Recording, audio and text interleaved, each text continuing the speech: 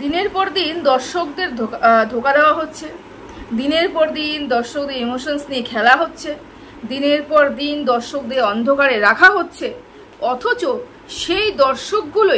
সেই দর্শকগুলোই তার ভালোবাসার পাত্রীকে মাথায় তুলে নাচছে। খুব খারাপ লাগছে, সত্যি ভীষণ খারাপ লাগছে। যখন একটু চিন্তা ভাবনা করছি, সব দুয়ে দুয়ে চার মেলাচ্ছি, তখন খুব খারাপ লাগছে। কাদের জন্য খারাপ লাগছে বলো তো? শুধুমাত্র দর্শকদের জন্য। হ্যাঁ, যেই সব দর্শকগুলো কন্ট্রোভার্সি ক্রিয়েটারদের বিশ্বাস করে এবং বিশ্বাসের আড়ালে যেই সব দর্শকগুলোর ইমোশনস নিয়ে খেলা হয়, ধোকাদারি করা হয়, সেই সব দর্শকের জন্য ভীষণ খারাপ লাগে। খুব কষ্টের জায়গা এটা, কারণ দর্শকদের জন্য কিন্তু আমরা রয়েছি। দর্শকরা আছে বলে কন্ট্রোভার্সি ক্রিয়েটাররা রয়েছে, দর্শকরা আছে বলেই সোশ্যাল মিডিয়া রয়েছে। দর্শক না থাকলে কিন্তু এটা থাকতো না। এবং সেই দর্শকদের মাথায় তুলে রাখার জায়গায়, সেই দর্শকদের সব সত্যি কথা তুলে ধরার জায়গায় দর্শকদের ইমোশনস নিয়ে খেলা হয় এবং প্রতিনিয়ত মিথ্যে কথা বলা হয়। দেখো, এই যে শুয়েরও কিছু নির্দিষ্ট দর্শক রয়েছে, ওর একটা ফ্যান বেস রয়েছে, যদিও সেটা পরিমাণ এখন আগের থেকে অনেক কমে গেছে, সীমিত হয়ে গেছে, তবুও রয়েছে। আমি যে ধরি 30টা মানুষকেও সে 30টা মানুষ সুকে প্রচন্ড ভালোবাসে এবং সেই 30টা মানুষের ইমোশনস নিয়ে সু প্রতিদিন খেলছে। গতকাল রাতে ইপুদির লাইভে এরকমই একটা আমরা দেখেছি, কমেন্ট দেখেছি, যেখানে বলা হচ্ছিল যে রিমের সাথে সু দেখা সাক্ষাৎ করেছে। রিম সেটা নিয়ে গতকাল একটা ভিডিও করেছে এবং সেটা পরিষ্কার করে বলেনি, উজ্জ্ব রেখেছে, পরিষ্কার করে বলতে পারেনি। ওর ভিডিও দেখার সাথে সাথেই আমি বুঝে গেছি যে কি হতে চলেছে বা কি হতে পারে। যাই হোক, তো আমি কেন দর্শকদের নিয়ে চিন্তা করছি বলতো? দেখো, এই যে দর্শকদের সামনে রিম এবং সু একে অপরের মানে কি বলবো বিপরীত একটা মেরু, মানে সু একটা বিপরীত মেরু আর রিম হচ্ছে একটা বিপরীত মেরু। মানে দুজন কোনোদিনও মিল হতে পারে না। এ ওকে কেটে ছিঁড়ে খাচ্ছে, ও ওকে কেটে ছিঁড়ে খাচ্ছে, এটা শুধুমাত্র দর্শকদের সামনে। দেখো, দর্শকদের কিন্তু যেই ধাঁচে তোমরা তৈরি করবে, দর্শক কিন্তু ওই ধাঁচেই তৈরি হবে। সু বরাবরই রিমের বিরুদ্ধে কথা বলেছে, রিম বরাবরই সুয়ের বিরুদ্ধে কথা বলেছে। সেই দর্শকরা কিন্তু রিম এবং সুকে অপোজিট পক্ষেই দেখেছে এবং এখানে সু কি পরিমাণে দর্শকদের ঠকানোর চেষ্টা করেছে বা দর্শকদের ঠকিয়েছে, ওপরে ওপরে সেরকম কারসাজি করে রেখেছে, ওপরে ওপরে ওদের শত্রুতা বহাল রেখেছে, মাঝখানে কিন্তু একটা মিষ্টতা ভাব এনেছিল তাদের মধ্যে। তখনই বুঝতে পেরেছিলাম, যখন সুপ্রিম হয়ে গেল ব্যাপারটা, তখনই বুঝেছিলাম তাদের মধ্যে একটা গটাপ কেস চলছে। এবং এই যে গটাপ কেস, এই যে তাদের মধ্যে ভিডিও কলিং এর মাধ্যমে কথা বলা, তারপরে ওদের দেখা সাক্ষাৎ করা, তারপরে একে অপরের পরিবারের লোকজনকে দেখা, এগুলো কি কিছুই দর্শকদের জানিয়েছে? সুকি এগুলো কিছুই দর্শকদের জানিয়েছে? কিচ্ছু জানায়নি। কিন্তু আজও বলতো না যদি রিমের মুখটা ফসকে ওরকম করে না বেরিয়ে যেত, বা আমি তো রিমের ভিডিও সবসময় দেখি না, যেটা বাস্তব কথা, সবসময় তো দেখা হয় না, মাঝে মাঝে দেখা হয়। তো যখনই এই ব্যাপারটা নিয়ে ওই যে সবাই গুণালি বলছে, যার নাম হচ্ছে সম্ভবত বর্ণালী, সে যদি এত সুন্দর করে বিশ্লেষণ করে তুলে দাঁড়া ধরতো, তাহলে ব্যাপারটা কিন্তু এড়িয়ে যেত। কন্ট্রোভার্সি ক্রিয়েটার এখন সুয়ের ভিডিও দেখতে ব্যস্ত এবং তাকে নিয়ে কথা বলতে ব্যস্ত। রিমের ভিডিও সেই পরিমাণে কিন্তু দর্শকরা ছাড়া কন্ট্রোভার্সি ক্রিয়েটাররা দেখছে না, সেই জন্য ব্যাপারটা কিন্তু এড়িয়ে যেত। যেহেতু ও একজন দর্শক এবং সুন্দর করে দেখেছে এবং ব্যাপারটাকে বুঝেছে, সেই জন্য তুলে ধরেছে।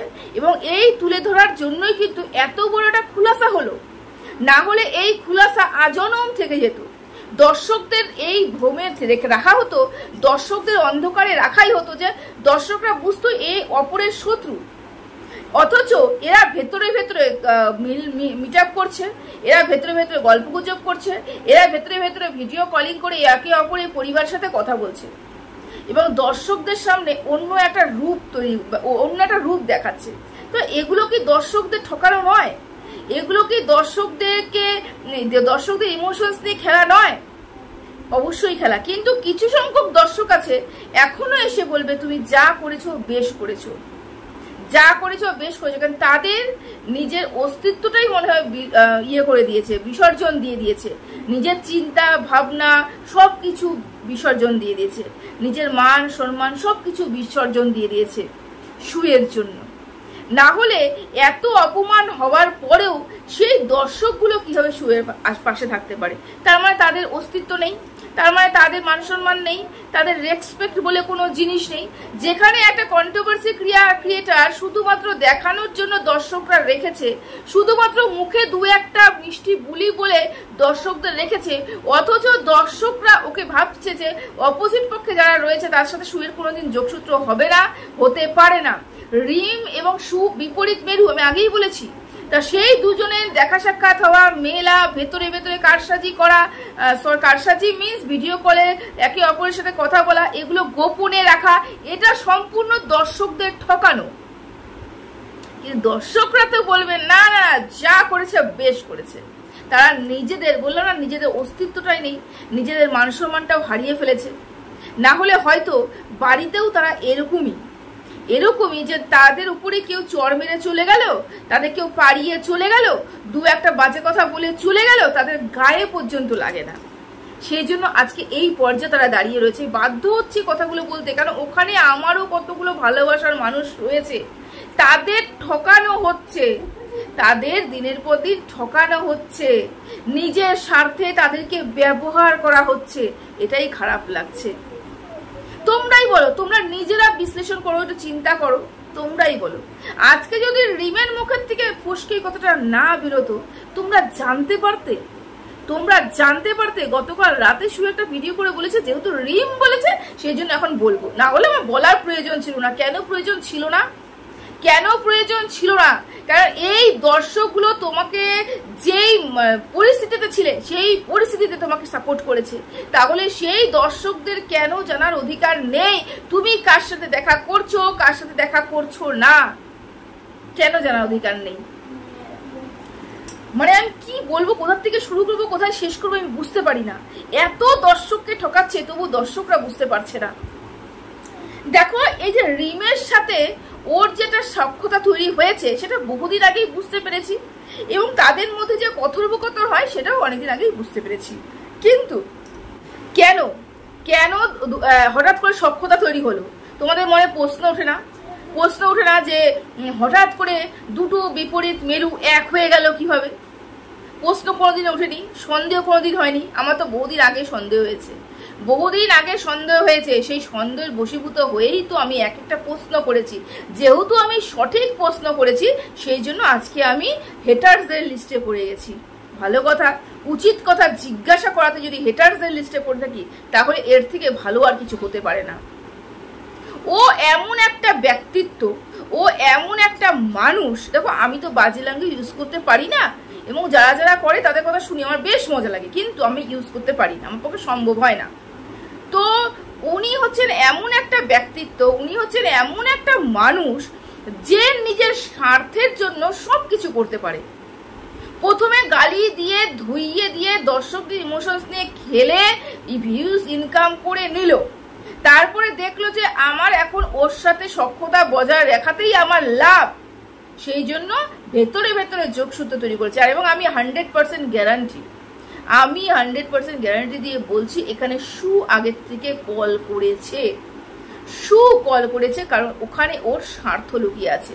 ওই যে বলেছিলাম না, যেখান থেকে ওর স্বার্থ ও বুঝতে পারবে, এখানে থাকলে পরেই আমার স্বার্থ লাভ হবে, ও সেখানেই থাকবে। এই যে রিমের সাথে যেটা করেছিল সেটা হচ্ছে ওই কেস ব্যাপারটা চলছিল, যাতে কেস ব্যাপারটা মিটমাট হয়ে যায়। বুঝতে পেরেছো? ও হচ্ছে সত্যবাদী, ও মিথ্যে কথা বলে না, দর্শকদের ঠকায় না, ও হচ্ছে সত্যবাদী।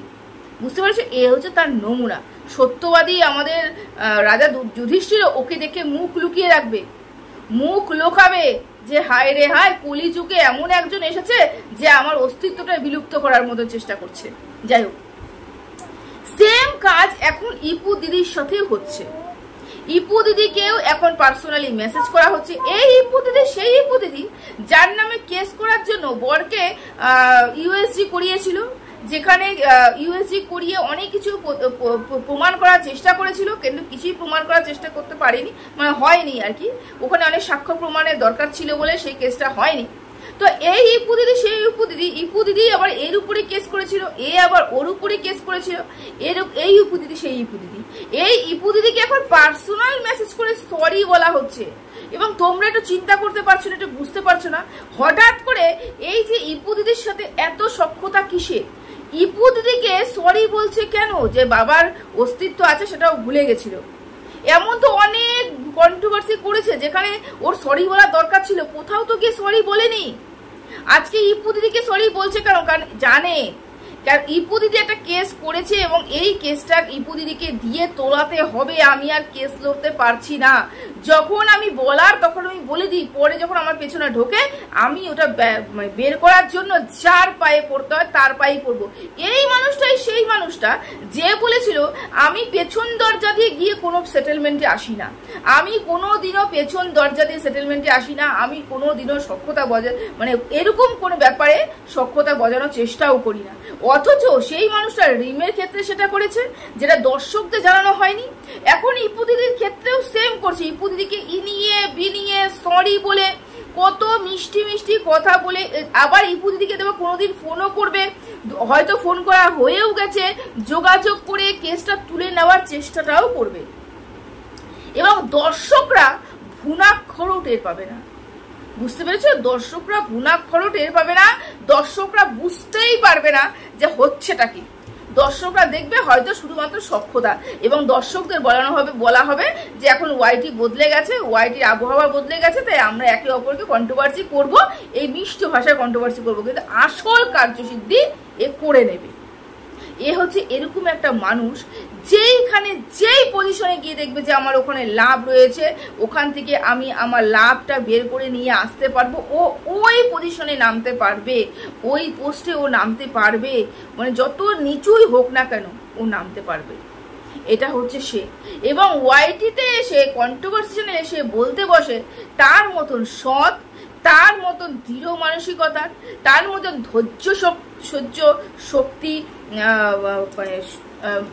মহিলা আমাদের ওয়াইটিতে আর একটাও নেই, কন্ট্রোভার্সি ক্রিয়েটারে একটাও নেই। অথচ সম্পূর্ণ বিপরীত ক্যারেক্টার হচ্ছে তার সে ভেতর থেকে।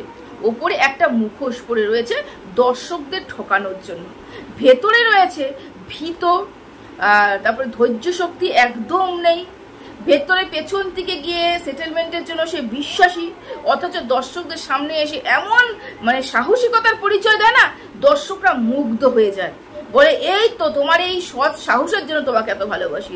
অথচ ভেতরে ভেতরে সেটেলমেন্ট করার জন্য পেছন দরজা দিয়ে হাত মেলানোর জন্য সে এক পায়ে দাঁড়িয়ে রয়েছে। তাহলে এগুলো দর্শকদের ঠকানো হচ্ছে না? এগুলো দর্শকদের ঠকানো হচ্ছে না? প্রতিটা মুহূর্ত, প্রতিটা দিন, প্রতিটা ভিডিওতে দর্শকদের ঠকাচ্ছে, আর দর্শকরা ঠকছেও। তাকে ঠকিয়ে ঠকিয়ে ঠকিয়ে ঠকিয়ে আজকে সে এই পর্যায়ে দাঁড়িয়েছে, চ্যানেল দুটোই দাঁড় করিয়ে নিয়েছে। দর্শকরা এখনো বুঝবে না, বুঝবে যেদিন বুঝবে সেদিন হয়তো ওর অস্তিত্ব থাকবে না। কারণ ভালোবাসার মানুষ ঠকতে ঠকতে ঠকতে ঠকতে একদিন না একদিন তো দেওয়ালে পিঠ ঠেকবে। সেদিন বুঝবে যে দর্শকদের ঠকিয়ে ভিউজ নেওয়া, দর্শকদের ঠকিয়ে ইমোশনস নিয়ে খেলে যে চ্যানেলটা গ্রো করা কতটা ক্ষতিকর। আচ্ছা, এরপরে আসি, গতকাল রাতে সে শিল্পী দিদিকে নিয়ে কিছু বক্তব্য রেখেছে। শিল্পী দিদি কন্টেন্ট করেছে ওকে নিয়ে, আর ওর হচ্ছে বক্তব্য আমি পাগলিকে নিয়ে কোনো কন্টেন্ট করি না, তবু করতে হচ্ছে। ওই যে বললাম কন্টেন্টের এখন অভাব, কন্টেন্টের অভাব বলে এখন পাগলি ছাগলি চুনোপুটি সবাইকে নিয়েও ভিডিও করবে। অথচ সেই পাগলিকে নিয়ে ভিডিও করাতেই ওর চ্যানেলে কিন্তু ভিউজটা বেশ ভালো হয়েছে। বলছে পাগলির কোনো অকাত নেই, অথচ ওই পাগলিকে নিয়ে ভিডিও করাতেই ওর চ্যানেলে ভিউজটা বেশ ভালো হয়েছে, তাই না? সে অনেকগুলো কথা বলেছে। এত বড় ভিডিও আমি করতে চাই না, আমি শুধু এতটুকুই বলতে চাই, নিজের দিকে আগে তাকাতে হবে, নিজের দিকে তাকিয়ে দেখতে হবে তুমি কি করে গেছো, তুমি কি করেছো, তারপরে নাহলে অন্য কন্ট্রোভার্সি ক্রিয়েটারদের নিয়ে আলোচনা করবে। গতকাল শিল্পী দিদিকে নিয়ে যেই সব কন্ট্রোভার্সি করেছো তুমি, যেই সব বক্তব্য তুমি রেখেছো, প্রত্যেকটা বক্তব্য তোমার সাথে ম্যাচ খায়, প্রত্যেকটা বক্তব্য। কারণ তুমি ব্লগারদের সাথে স্বার্থের জন্যই মেশো, অথচ তুমি বললে শিল্পীদের স্বার্থ ছাড়া কোনোদিন এক পাও নড়ে না, সব ব্লগারদের কাছে গিয়ে চাটে, সেটা হচ্ছে স্বার্থের জন্য। তো এই চাটন তো আমরা তোমার ক্ষেত্রেও দেখেছি, দেখেছি তো। স্বার্থপর হলে ইপু দিদি, আমাদের শিল্পী দিদি কে বলেছে যে স্বার্থপর হলে শিল্পী সবাইকে নাকি নোংরা কথা বলে এবং স্বার্থের সময় সবাইকে ইউজ করে। তো এটা তো তোমার ক্ষেত্রেও দেখেছি। টিনার সাথে তোমার সখ্যতা ছিল। টিনার সাথে কখন তোমার সম্পর্কটা খারাপ হলো? যখন টিনা তোমার সাথে ক্যামেরা শেয়ার করতে রাজি হয়নি, তখনই তোমার সাথে টিনার সখ্যতাটা আর থাকলো না। কারণ তুমি ভালো মতন বুঝে গেছিলে টিনা আর যাই করুক আমার সাথে ক্যামেরা শেয়ার করবে না। ক্যামেরা যদি শেয়ার না করে আমার ব্লগিং চ্যানেল দাঁড়াবে না, আমার যেটা স্বার্থ ছিল সেটা আমি সেটা সিদ্ধ করতে পারবো না। তাহলে এই মানুষটার সাথে আর যাই করি সখ্যতা বজায় রেখে লাভ নেই। এখন তাহলে কি বিক্রি করি? কারণ এর সম্বন্ধে অনেক অনেক অনেক প্রমাণ আমার কাছে রয়েছে। ওগুলো যদি আমি বিক্রি করি তাহলে অনেক বেশি লাভবান আমি হব।